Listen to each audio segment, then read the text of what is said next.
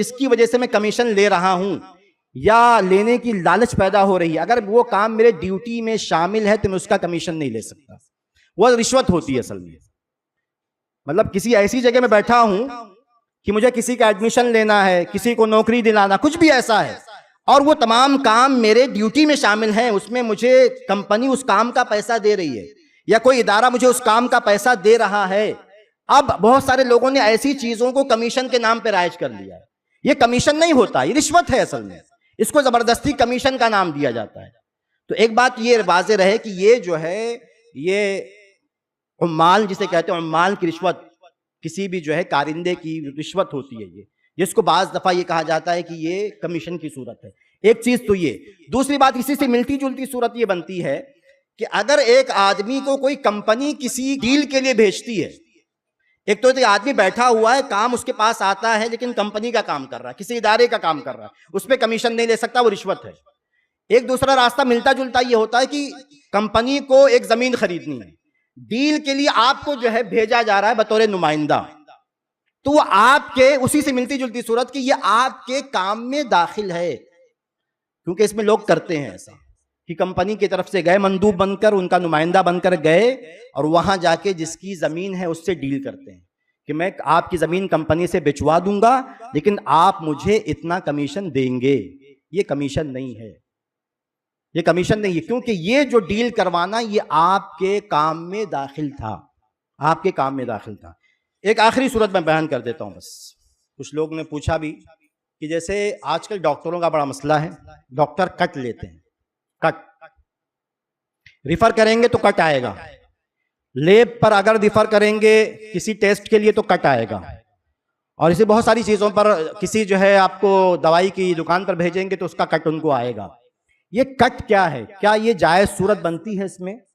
तो उलमाए कराम के जितने भी फतावे मैंने पढ़े उसके एतबार से इसमें जवाज की सूरत नहीं है, इसमें जवाज की कोई सूरत नहीं। रिफर करने पर पैसा मिलना ये जवाज की सूरत नहीं बनती। या आपने किसी लैब को रिफर किया, लैब को भेजा, लैब पर, मैं वो नहीं कह रहा हूं कि आप ये कहें कि धोखा ना भी दे तो भी जायज नहीं। धोखा दे कि जो टेस्ट नहीं करना था वो भी करवाए, वो एक अलग मसला है। या किसी खराब लैब पर भेजे, खराब डॉक्टर के पास भेजे, वो एक अलग मसला है। लेकिन एक सही डॉक्टर के पास भेजना, एक सही लैब के पास भेजना और उस पर कट लेना, इसकी भी जो है अक्सर उलमाए कराम इसके जवाज के कायल नहीं है। एक बुनियादी वजह यह भी उसकी बनती है कि डॉक्टर जो फीस लेता है ना, बहुत सिंपल है, डॉक्टर जो अपनी फीस ले रहा है उसमें वो बात शामिल है।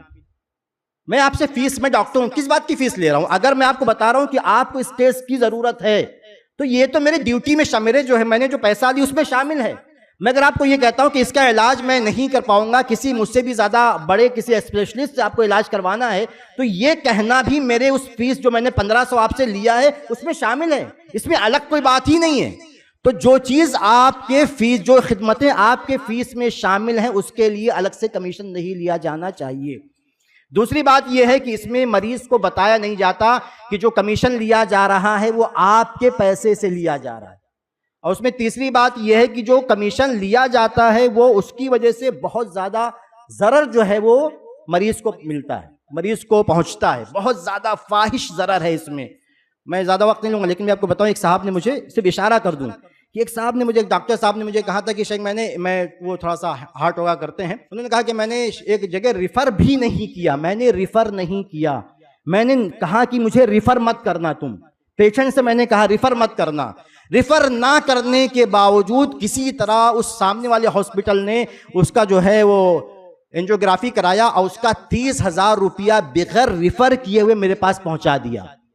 तो आप सोचिए कि एक जो है एंजियोप्लास्टी में, इस तरह की चीजों में अगर 30,000 रुपया बगैर मांगे डॉक्टर को दिया जा रहा है तो असल कॉस्ट कितनी रहती होगी किसी भी चीज की, और उस पर कितना ज्यादा जो है वो हम कमीशन के नाम पर दूसरों को देते हैं, और इसकी वजह से जो है हर तरह का करप्शन पैदा हो रहा है और इलाज महंगा होता है।